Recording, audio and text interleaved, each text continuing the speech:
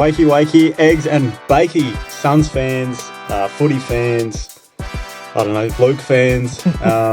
Welcome back to another episode of the Sunny Side Up podcast. We've gone 2 for 2, 10 on the trot in Darwin, and we're going to run through what happened on the weekend, what's to come next weekend, and pretty much anything else Suns related we can think of. Luke's back. How are you, mate? Doing well? Good. We're back after a long fortnight in Darwin, but good to be back on the coast. Yes, mate. It's this is the most frequent I've seen your face in a week. It's been. I saw you on Friday. We did the pre-game record, trying something a little bit different, which was quite enjoyable, really, because we're brains in the right space, going straight into the game. Except I went to the pub. Had a lemonade. I had a lemonade watching the start of the Sydney-Collingwood game, and I thought, "Where's my boys at? We'll be starting soon." Bloody there was double 18 headers. big double headers, mate, and my peripherals aren't that good, so there was 8 TVs in this pub.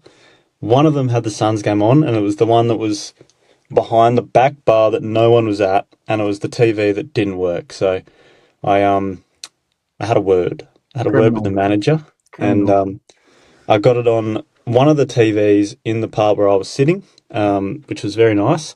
And then it came back to the start of the second quarter of the Pies game. It just somehow changed. Yeah, it's always that roulette of going up to the pub manager and saying, "Oh, can you put it on this channel?" and not knowing if it's really going to be on the channel. Yeah, you're just having a guess. 503, please, sir. Yeah. And then maybe 7-8, I'm not sure, but not on a Saturday because it's delayed. Yes, and sometimes you get the numbers around the wrong way on Foxtel, and you end up watching like American Pickers or something. And there's a few old blokes at the pub that enjoy that kind of thing, but I'm just trying to watch Jed Walter kick 3 over here. That's right. Which was good to watch, wasn't it, mate? Oh, I've been a big believer in Jed since the start, so it was good for him to take his opportunity.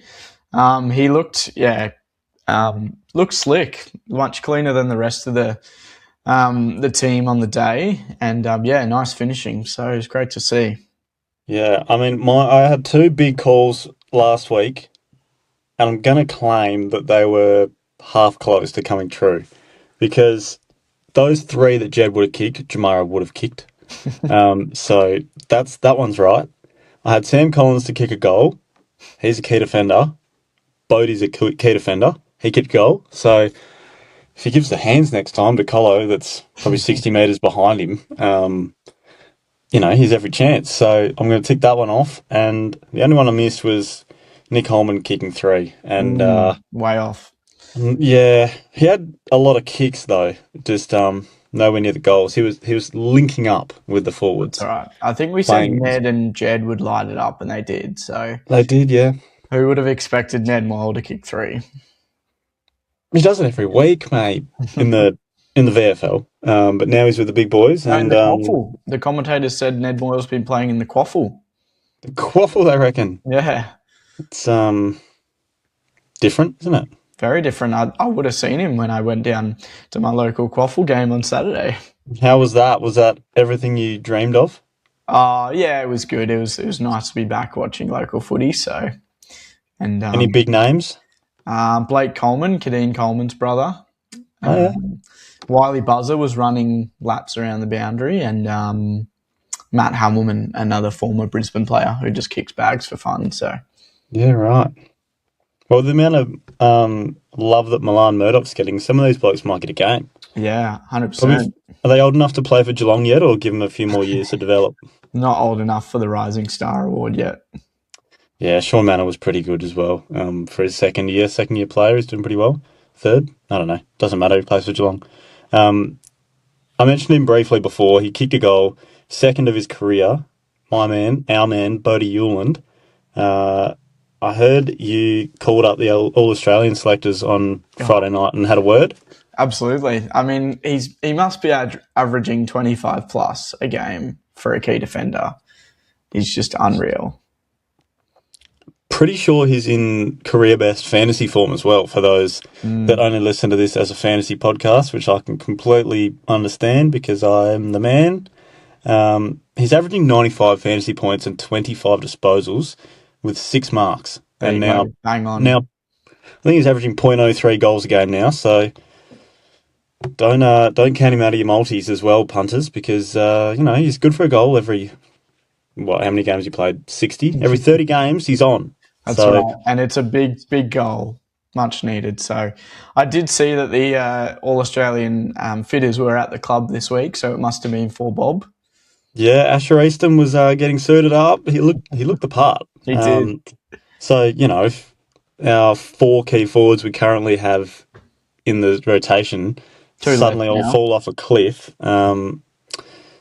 he's a big chance, and he's in that Brodie McLaughlin sort of range at the moment. Yep. Just doesn't look likely to get a game anytime this decade, but 2030 could be his year. That's right. Josh Hall resurgence.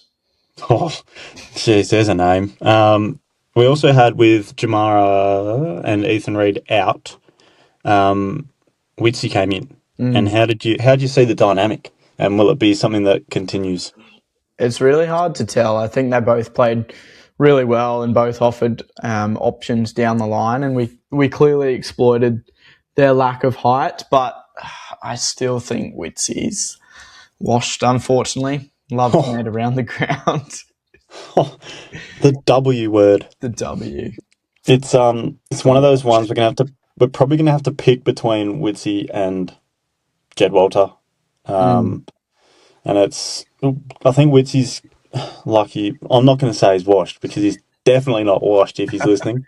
And I don't know why I said if. He's clearly listening. And, I think we have to look to the future, which we've done so well for so long. And it's about who's going to serve our club for longer from now, not who has served our club longer. So I think it might be time for... keep him around for another year, see how if Jed stays, keep him for a year. If he does the Max Grozowski and says, if that bloke's still here, I'm leaving. So if that happens... Who was that about? Max, he's waiting for Jesse Hogan. Okay. If Jesse Hogan re-signs, he's out of there. So he's done the old, if you're not going to put a ring on it, I'm walking. He's given him the ultimatum. So yeah, I reckon Jed's thinking the same. So yeah, we've really got to make a decision between Reid, Jed, Jamara. Where does Wits play into that as well? Dimmer needs to go down to his local Prouds, get a ring, and propose, because if he's given ultimatums out, old Jed, if it takes one of us getting down there on one knee, it's going to happen. So don't worry, Jed. You'll get it. For Jed, I'll fight for him my whole life. So Ethan Reid, not so much. So any final thoughts? Because we do have a guest this week in preparation for this week's game against North Melbourne in Sir Doug Nicholls' round. So how do we want to wrap up the game, mate, before we rip into our fantastic guest? Yeah, I just want to say it was good to see the midfield slowly getting on top again. And what do you know? The midfield came to play for about 20 minutes, and we cemented the game. So that was really nice to see, and just comfortable to feel that we can just turn it on for a little bit, half a quarter, and get the job done. So hopefully more to come. Yeah, well, you'd hope. We've hit that scary period where we're expecting to win. In the past, we haven't done so well post-Darwin. In that middle, boring, weird part of the year where the weather's rubbish and no one's outside, no one wants to go to the games. It's just that weird part of the footy season where we just don't rock up. So if we can avoid that, I think we're looking good for the back half of the year. But sometimes you just got to look at the positives and just remember we went 2-2, 10 on the trot. The Darwin Suns are flying. And we just got to back it up this week. Yeah, it's a shaky finish to our fixture. I know we got North this week and then and then after that I think it's 3 of the top 4 maybe. So very shaky, but you never know. There might be 2 blokes at the Q Clash cheering them on. Yeah, let's get into our guest and stop the listeners from they're going to fall off the edge of their seats in a minute. So we'll get into that. Take it away. Welcome back. We have our guest on the call. We're not in the studio because we're in 3 different states. But we've got KangaTV in the call. How are you, Marnie? Give us a little intro and yeah.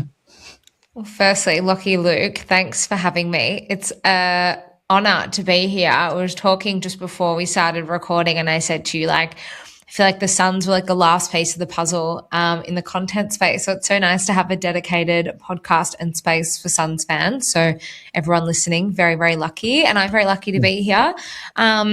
Yeah, as Lockie just said, my name's Marnie and I have a YouTube channel called KangaTV. I started it at the end of 2024 on the back of like over a decade of doing North content, like podcasts and writing and all that sort of stuff. I'm a tortured North fan. The most success I've seen for North Melbourne is a few prelims. I think the back-to-back prelim in 2014, 2015 is what a lot of North fans, sort of my vintage, really think of as the glory days. And it hasn't been too successful for the decade that's followed after that. But this year's been good. We've seen some definite signs of improvement. We're not quite there yet. We just need to take that last step, I think, and actually just ice games and win games that we're in up until our eyeballs and that we should be winning, even if it doesn't appear that way on paper entering the game. But riding the highs and lows of all of that and more with the North Melbourne faithful at home sort of makes it all worth it and makes the week to week grind of content and also the grind of some depressing football at times. And it has been a bit depressing over the past few years. It makes it all worth it because you're sharing it with other people who are just as passionate. So wouldn't have it any other way. Yeah, it's very interesting to hear because, you know, you obviously put a lot of time into it and so many of us are footy fans that love the club and sort of or love the club they support and that sort of thing, love the league, the game itself, all the content, but it's completely different level to do it yourself. And for 15 years you said it's impressive, and hopefully Luke and I can get to that sort of stage. If we do that, we'll be half the life of the club we support, so that's another thing entirely. But not sure why it took so long to explain the tortured supporters as well, because as Luke and I know as Sun supporters, it's a week to week, not even a roller coaster, because they reach heights that we haven't even seen. We saw for one game. So, Luke, how have you seen? I mean, as a Sun supporter, but can you relate to the North fan lifestyle as well? Absolutely, and I've already got so many questions for you, Marnie. But yeah, I mean, I remember I started following the Suns when I was 11, and that was 2011 back then. Sorry to make you feel old, Marnie. But and in our second year, we had 3 wins, and I was so distraught. And I'm like, why can't we win more games? And I tore the posters off my bedroom wall after. I think we lost to North. That was at Metricon.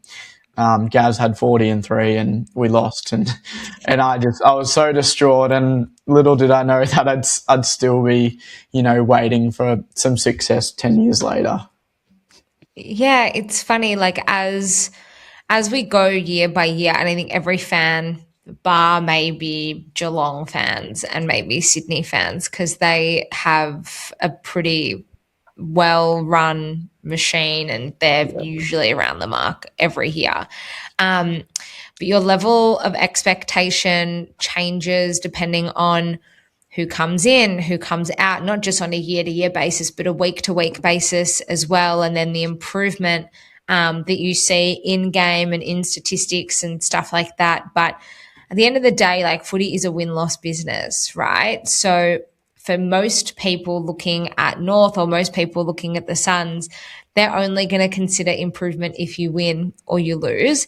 And so I think part of being a fan and being a passionate fan, let alone people who have microphones and, create content for whatever reason, I think it's on us to be able to champion the change and the positive change when it's there, but then also call out the disappointment when it comes.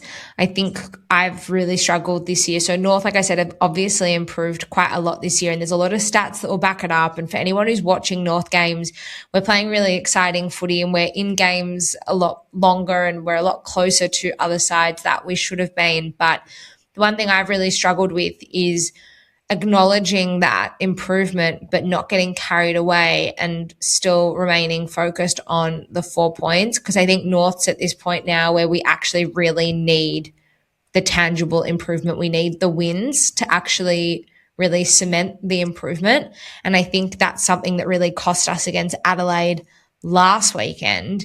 Is I think a lot of, I don't know what the club was thinking internally, but I think a lot of people probably thought that given where we had been, despite not winning games, we had been in games, we've been really pushing clubs to like the very end. In comparison to Adelaide's form coming in, it was pretty ordinary, and they beat Richmond the week before, but it wasn't like that super impressive showing. So I think on paper, and like maybe the form guide would suggest that we were a really good chance. And I think we probably just got a little bit carried away. You've actually just got to like win games. That's kind of all that matters at the end of the day. It doesn't matter how you do it. You've just kind of got to get there. So Yeah. I think 2 questions from that, of the 10 that came to mind. The first one is more timely. For the weekend, do you think it's more of a mulligan or a genuine warning sign? And I've forgotten the other one. I'll circle back once you answer. No, I think that it was probably more of a mulligan. I don't want to discount what happened. That second quarter was crazy, but I think the warning sign and the lesson would have come against West Coast in round 2. And I think we really tightened up after that. And this was probably an off game for us. We've never won at Adelaide Oval, and we haven't defeated the Crows in Adelaide since 2003. So it's over 2 decades we haven't won a game against the Crows in Adelaide. So maybe a bit of a mental thing, and I think that's a big issue for North still. I think that's why we're not winning games when we should either, is mentally. So I want to say that it's a mulligan, and I think had we defeated one of or both of the Giants or the Swans or even Brisbane, we played really well against them at Gather Round, maybe we would have been a bit more tolerable with the result that happened on the weekend. But I think this weekend and how we respond is going to mean more than what happened against the Crows. Yeah. It's tough, those games where I know as a Suns fan, and you can sort of empathise with all footy fans, that you go so close with like the Sydney, Brisbanes of the world, and then you lose to West Coast, and you're just scratching your head, pulling your hair out, like, what are we doing? Just play like that against them. We'll fix that percentage and get 4 points, whereas you get no points and your percentage just stays pretty similar. But I think nothing rings as true as, when they say nothing's as good or as bad as you think it is. And AFL is so reactive week to week, and our fans are as well. To look at it from a broader picture, it unfortunately is never as bad or as good as we think. I think the games are. That's so true. Yeah, you're 100% right. You kind of got to keep a level head and try and disassociate emotionally where you can, which makes no sense because it's a very emotional game. Yeah. on that emotion, I've just remembered my old question. Do you think having so much time in the content space, right in the bumps with North, has it sort of been easier as a supporter to support a cellar dweller team where you're not expecting to win, you're not like even expecting a 10-goal loss, you're just supporting the boys? Like, is it easier to do that, or what you're doing now where you probably could win every game you're playing, but you're not, and you're just frustrated, whereas the other side of it, you're more not angry, not really disappointed, I'm just, Jack, I love your stuff, like whatever it is. Is it sort of, how do you find that difference, and which one's probably better? I would much rather be in the position we're in now than, say, 12 months ago. I want to be at the edge, on the edge of my seat. I want to believe that we're a chance every single week. And I do have a bit of a reputation of being this like delusionally optimistic North supporter. And I'll go into every game thinking we're a chance. And you look at what happened on the weekend. I think that's a great example of, you're always a chance. There's definitely been games and performances that I've watched as a North fan and just thinking like, how the hell did we do that? And it's just something completely out of the box. So I'd rather be in the position we're in now. There's no worse feeling than feeling nothing at all. And I think that's a reflection of having no expectation. And that's, I think, a feeling of also being a lot further away from competing or genuinely rising up the ladder than now, where I think the excuses are done and we really should have like loaded the cannon and be ready to go. So we're obviously now edging closer to where we want to be, and what we're aiming to achieve. And I'd be worried if we were at this point of the rebuild and still be where we were 12 months ago and still being like just feeling really helpless and feeling like there's kind of no light at the end of the tunnel. Whereas now I think you can sort of start the lights flickering on and off. And that's where like the frustration really comes from. So yeah, definitely rather be in the position we're in now. That's for sure. Yeah, definitely. Speaking as a Suns fan, it's just so hard to be optimistic. I mean, now the last couple of years it's been a lot easier, but the first decade it was so much easier to just, Luke, love your stuff. Like you're just trying so hard. Good on you. Not worried about the final score at all. Even the quarter time score, you just don't even check the thing. But yeah, Luke, any questions before we get into this week's game? Yeah, you mentioned before, Marnie, that you studied journalism or were going to study journalism, and obviously it sounds like you've had a bit of time working in sport. How has that helped the podcast and YouTube and helped the KangaTV show flourish? It's really funny. So yes, I did study journalism, and I was a journalist for a very, very short period of time. And then I moved into communications, and I've been in communications for 8 years now. I only started working in sport in an official capacity at the start of this year. So the role that I've just started at the start of this year. And funnily enough, the channel probably helped me get the job.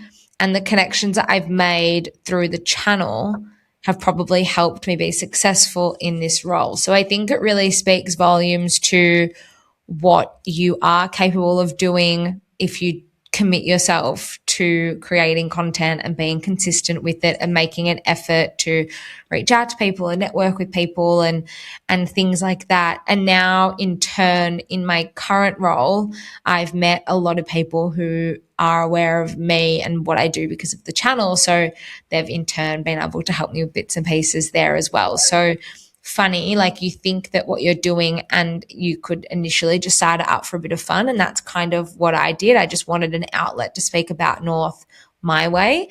It had been a while since I'd done my own thing.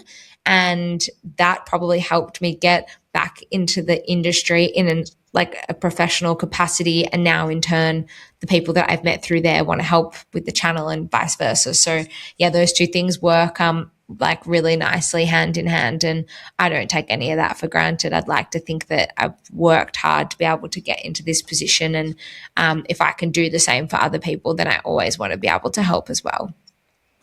Yeah, that's awesome. Sounds like a great journey so far. What's been the biggest breakthrough? Has it been the Instagram content, the YouTube, the podcasts themselves? Has there been like one big moment or breakthrough? I don't know if there's been one big moment necessarily. I think understanding that different content works on different platforms and then being able to appease multiple different listener audiences that way, I think has been a really, really handy thing. And I guess having worked in communications, I have a good understanding of that just because it's what I've done for so long. And so not everything I post on Instagram will go on Twitter, will go on, YouTube, will go on XYZ. So that's a really, really good thing. If I have to pinpoint one moment that probably was a breakthrough moment for me, was the first time David King came on the channel. It was after we lost to Geelong last year. We lost by over 100 points. Jez kicked 11 goals. Patrick Dangerfield was eating the kebab on the boundary line. Like, this game is just like a nightmare. And that was a massive loss on the back of a really bad month for us. We'd beat Carlton in round 15, and then we'd just been on a downhill slope very quickly, and it was really bad. And I think a lot of fans were really frustrated and probably just needed a different voice, and probably just needed to hear something that would help them regroup and prepare for the rest of the season. There was still like 4 games left. So I reached out to Kingy, and he knew who I was, and he knew what the channel was. And within like half an hour of me messaging him, we had organised like a time to do it, and we filmed that day. And hearing from him as a North fan rather than as, you know, David King on Fox or David King on Fireball, who has to give equal attention to all 18 clubs, we just had half an hour and we just like spoke through everything, and it was very therapeutic for me. And still the best rated video on the channel. It's still the highest viewed video on the channel, and I think that was just a real turning point, probably for myself and for the channel and the legitimacy, I guess, of what I'm doing. But I think also it helped fans like really connect with the club on a deeper level when they really needed to, in a moment of despair. So if I had to pinpoint one moment, I think that would probably be the one for me. Yeah, that's great. I definitely sympathise. After a loss or a tough couple of weeks, you really need to chat to someone from your club or from your following to just help you get through it. My Brisbane mates never understand what it's like. So we love Kingy. Well. Yeah, Kingy's a big fan of the Suns as well. They do a fair bit of stuff with him pre-season. So yeah, he's good value. Very, very lucky to have him on board. Yeah, cool. It's probably, without glossing over that, that's probably potentially the start of what's rocketed the North boys into contention for a wildcard spot. It could be a bit more in it than you think. You never know. I'm going to take that. I'm going to click that, and if we make wildcard, that's getting a good run. They'll probably win one now that we brought it up. They'll. I'm going to touch some wood for you. But, I'm backing them. Unless they're playing the Suns, then they're not getting close. But, we wish the boys well. We've had a few players play for both, so all the best to all of those. And without too much further ado, we might as well get into this week's game, rip the Band-Aid off, because I'd imagine you'll be outnumbered here, Marnie, on who's going to win this game. But give us your first thoughts. It's a must-win for us. And I don't say that lightly, but what happened on the weekend was just disastrous. And I think fans will be smelling blood, but I think internally they probably would as well. So I do expect us to respond, and I think our best footy is probably good enough to win the game. Suns obviously coming off a fortnight in Darwin. You don't play at Marvel very often, and the last time we played you guys here, we won. 2024, albeit you had your issues away from home that year, but we won 3 games in 2024, and one of them was that game. So I'd feel good going into it, but I also think that we need a little bit of accountability at selection. We went in unchanged from the Swans game to the Crows game, and the frustrating part is that we've got like pretty much a full strength squad at the moment. We don't have too many players that are missing from injury. Tom Powell's the only one, but he's been played out of position this year, and I don't know if he's necessarily in that best 23 a lock. LDU's fine. He hurt his knee at the very end of the game against the Crows, but he's been all cleared. So for us, like, there really isn't an excuse here. Like, we don't have a choice. We've got to throw everything we have at the Suns. I think it's good enough to win the game. But you guys might have a different take on it than me. Obviously, I'm going to look at it from the North optimistic lens. That speech. But Oh no, I'd say I'm sorry, but I'm not because I need this for my soul. But then also, I'm not going to get any Yeah, sympathy from either of you, so I'm going to try. No. yeah. Yeah. Yes, I still have scars from that game in, I think, Tassie when the wind was blowing. I think we were up by a lot at three-quarter time or half time, and we just could not score. And North were The kicking Harley goals Reid from game. anywhere against the wind. It was just horrid. And that tested my faith a little bit, that game. I think it was probably 5 years ago now, but it's just burned into the brain. And I can honestly see something similar happening this week. We're probably going to be $1 favourites, and it's those games that we usually lose. So full faith in the boys, but there's always that little monkey on my back. So best of luck to you, but yeah, like you said, no sympathy here. So Yeah, I think come it's a Suns. must-win game for us too.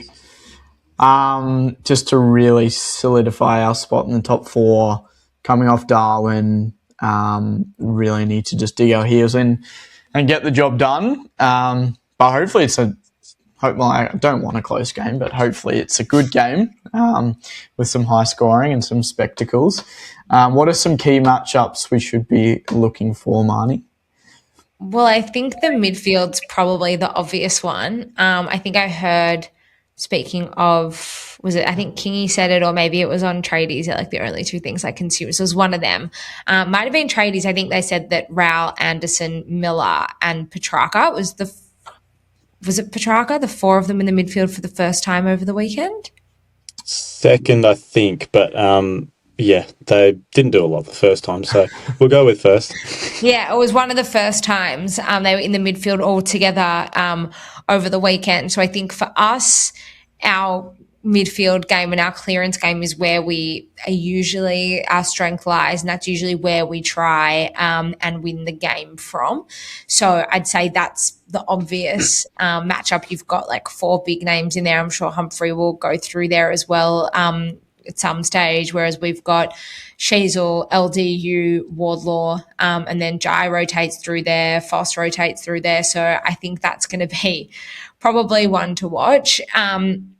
I think the other one in terms of a danger area for us is probably the forward line. Like, you guys are stacked for keys, and we have very well publicised problems with our key defensive stocks. We've gone for a two-pronged tall defence of the past fortnight as opposed to three, which we'd gone to up until the point of the Swans game. I think we look better with just two. We're quite slow out of defence otherwise. We're probably still a bit slow out of defence even so. But I don't know if you can play just the two key defenders if you go for a three, prong forward line. Good timing we lost two talls at the back end of last week with Jamar and Reed, so it is good timing to be playing a two tall defence. Yeah, but Ben King's so dangerous. I think you can't write him off. And then, I mean, has Walter even played a game in the seniors this year? Yeah, he kicked 3 last week, so he's humming. Yeah, there you go. Brought him back, kick him into form. He's either playing for a big contract from the Suns or a bigger contract from rivals. So, good timing for him.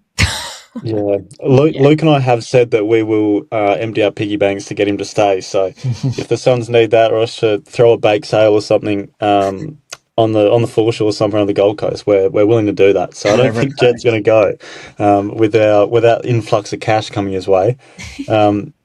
Just on you've spoken about the mids and the forwards. You also said LDU's done a knee, and if there's anything to go by that. With Bont doing his knee and then having probably 9 Brownlow votes in 3 weeks. I'm probably a little bit scared, but another one's Luke Parker in the back line. He's got that Benjamin Button disease. What's going on there?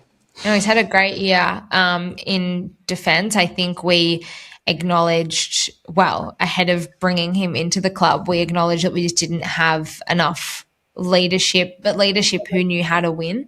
I really love Luke McDonald, and he's been a warrior of this club, but North Melbourne's all he's known. He was born into a North Melbourne family. His dad, Donald, played for North, came to North as a father-son, and he's, always been there.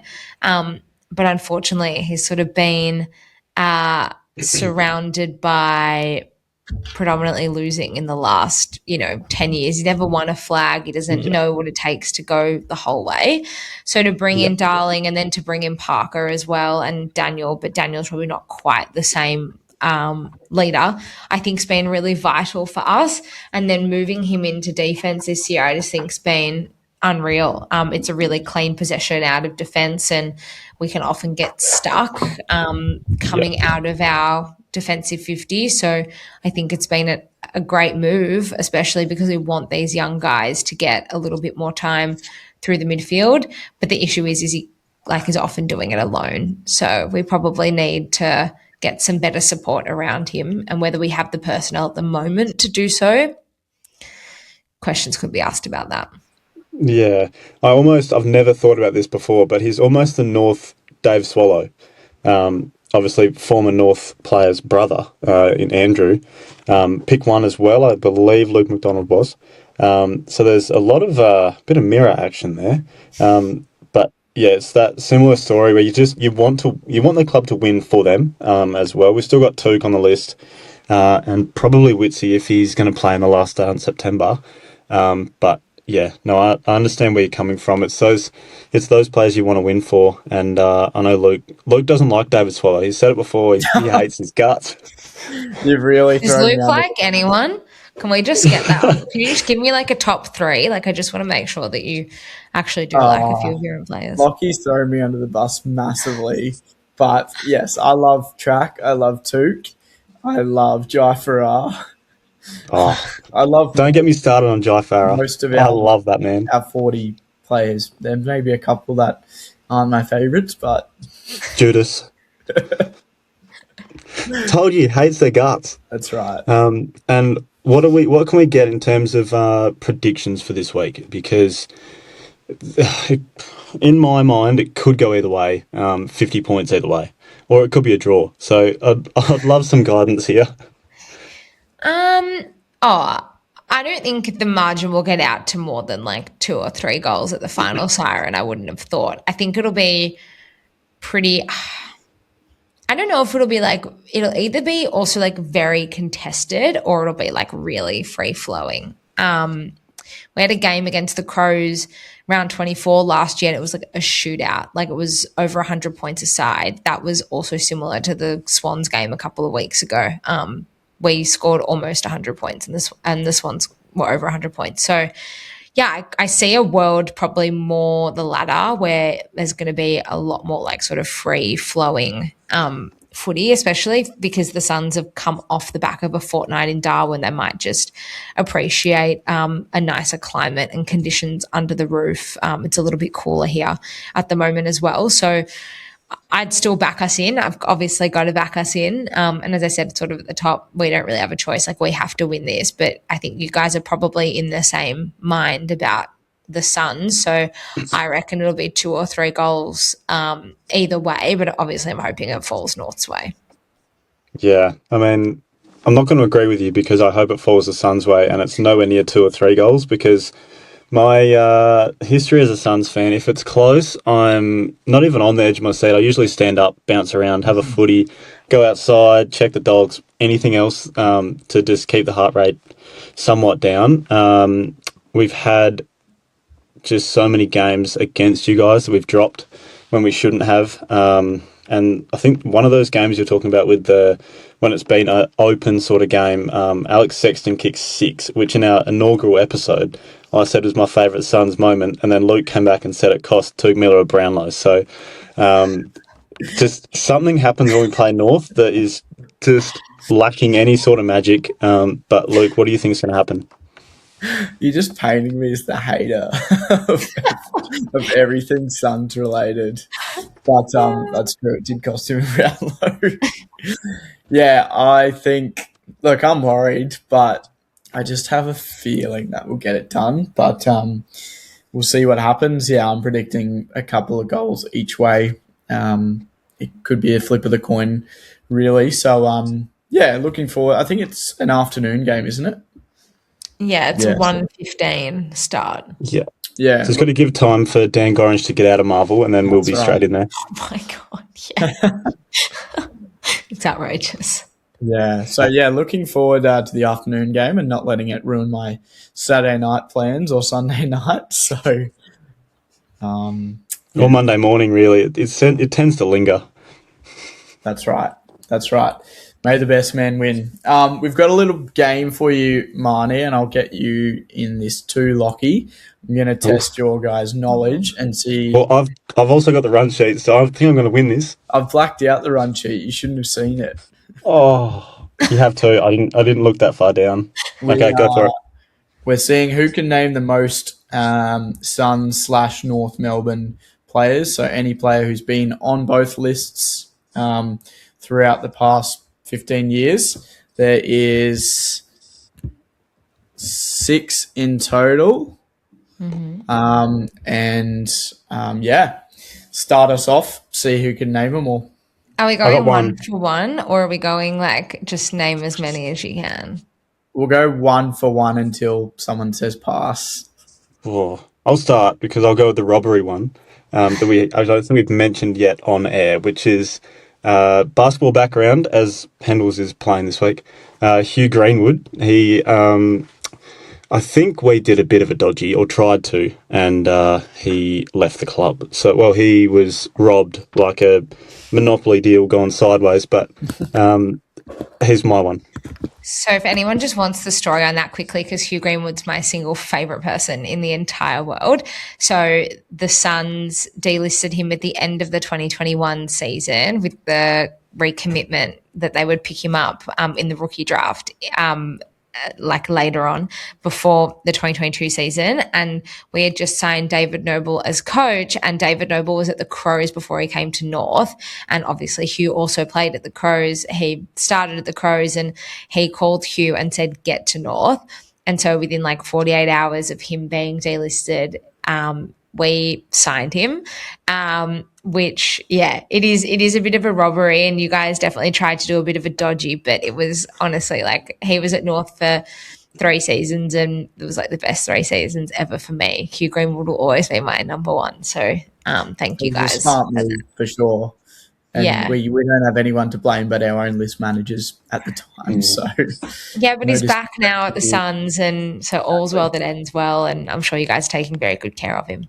For me, for sure. I'll always have a soft spot for the Suns, especially while he's there. So I will go one that also came from the Suns over to North, and that's Aaron Hall, who also was a little bit shifty when he came to North. I'm pretty sure that he was like meeting with our media team and like doing interviews and stuff with them before he actually signed at North, and that was probably a little bit shifty as well.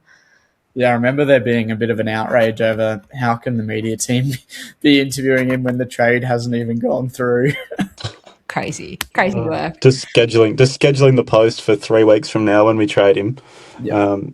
Wow, that's dodgy work. I think he was leading the Brownlow after 5 or 6 rounds in 1 year. Not off the top of my head, I'm not going to get anywhere near it, but it might have been 2018 or something.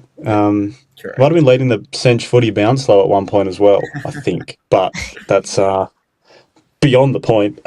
So far from the point, it's a dot. But your stretcher, Jed Anderson, I think, was another one. Might have played. Do you have to play an AFL listed AFL game? Okay, so Jed Anderson is one for me.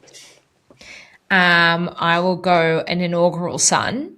And one of my other favourite players of all time is Daniel Harris. Nice. Yeah. I'm not going to give too much away, but I believe he may be an upcoming guest. He was my shining light. He was going to be my next guest, and I don't have many left. But yeah, no, fantastic player. Still gets a fair bit of a mention around the traps. So he's coaching Pascoe Vale, which is like a local club in Melbourne, and very successfully. But North fans like love him. Like he was such an unsung hero in that sort of early 2000s North side. But yeah, fans love him. Yeah, well, Suns fans love him too, Marnie. So stop stealing all our players. We're gonna love him after next week. Fingers crossed. Fingers crossed. 2 to go. Can we get the last 2? Was Joel Tippett? Correct. Joel Tippett? Oh, I nearly done myself An in. I nearly said, obscure I thought niche one. I couldn't get the last name. I knew there was. I'm on a first name basis with all the players, especially when they do things wrong in a game. I'm just, oh, Joel, what are you doing? But yeah, I think Joel Tippett. Not many memories of him, but just enough. Yeah, that's Just all the I've two got. So games for us, one for yeah, Brisbane, I believe, and a couple more later for North. So very rare find. one for Brisbane. Really? I don't even Judas. remember like having any. I have no memories of him at all. I just remember he looks like Ziz Yeah, from right. back in the gym bro days. But obviously, lesser known brother to Kurt Tippett. Of course. There you go. There. That's niche, Luke. That's niche knowledge.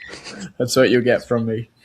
I think we're testing Marnie now, but Yeah, there's if one you've got more. another one, go for it. I actually do have another one, and I wonder. You said that was 6, right? So is this the last one?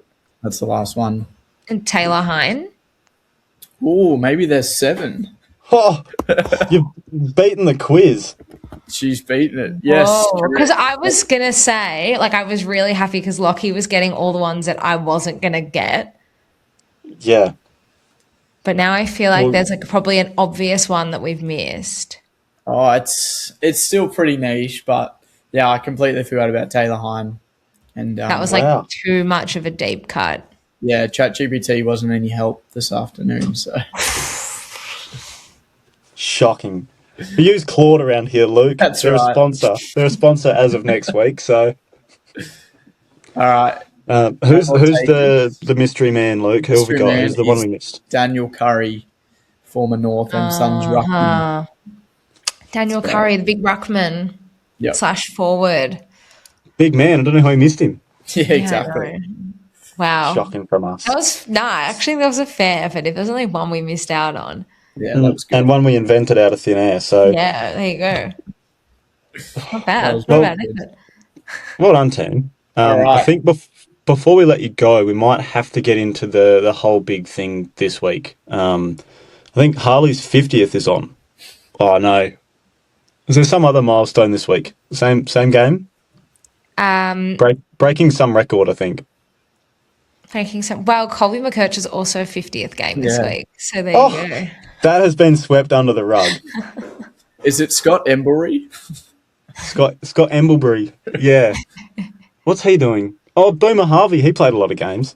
How have you seen that unfold in the media this last month that they've been raving on about it? Look, I honestly, and like maybe this is an unpopular opinion, especially from a North fan, I don't have an issue with it at all. Like I think like Scott Pendlebury's a phenomenal player, and I think he really deserves all of the accolades that come his way this week and that have been coming over the last basically all year, I guess. And it's sort of on Collingwood the way they want to manage it. It's very easy for us to say, well, they rested him against Hawthorn and that was a draw, and they rested him against the Swans and, the Pies were up by 5 goals or whatever at quarter time and then went on to lose the game. Like, I think it's easy to say all those things in hindsight, and maybe some of it is true. The way they want to manage it, they've got to do what's right for them.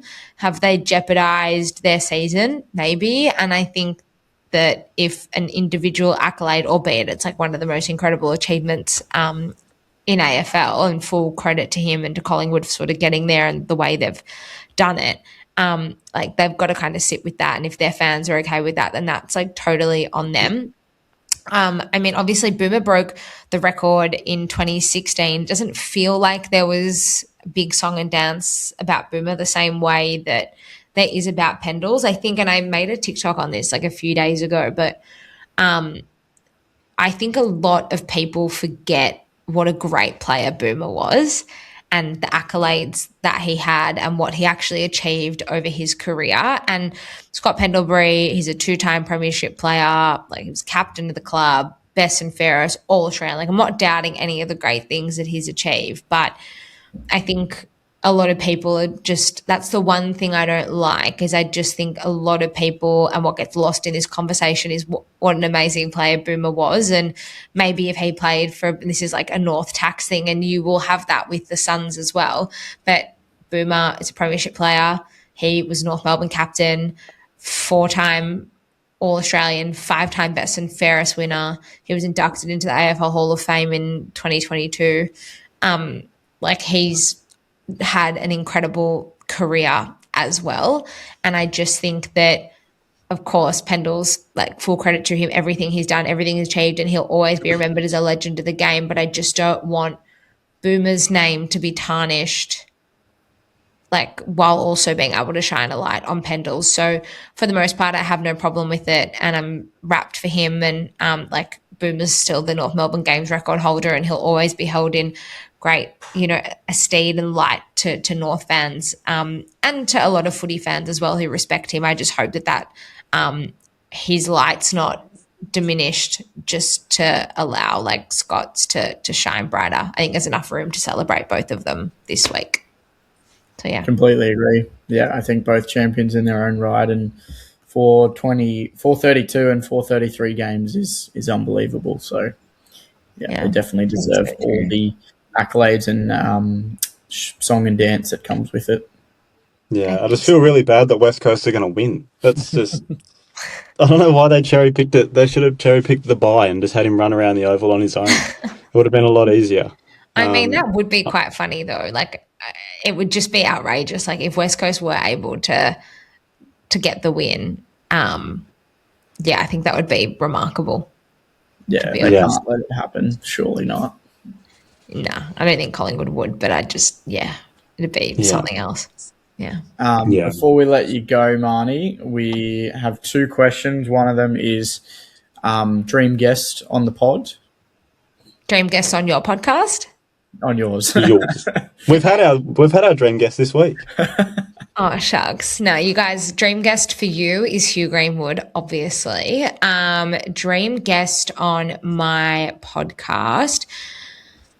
I have a few. I'll obviously just give you one. I think probably Lindsay Thomas. I don't think that's a common answer you would get, but I think Lindsay is one of the most underrated footballers that has ever played for North Melbourne, and I think that he was really misunderstood. I think we view his passion and white line fever as being a grub and as being a bit of a dirty person, but he's an unbelievable guy, and I would love to be able to show that side of him through the channel.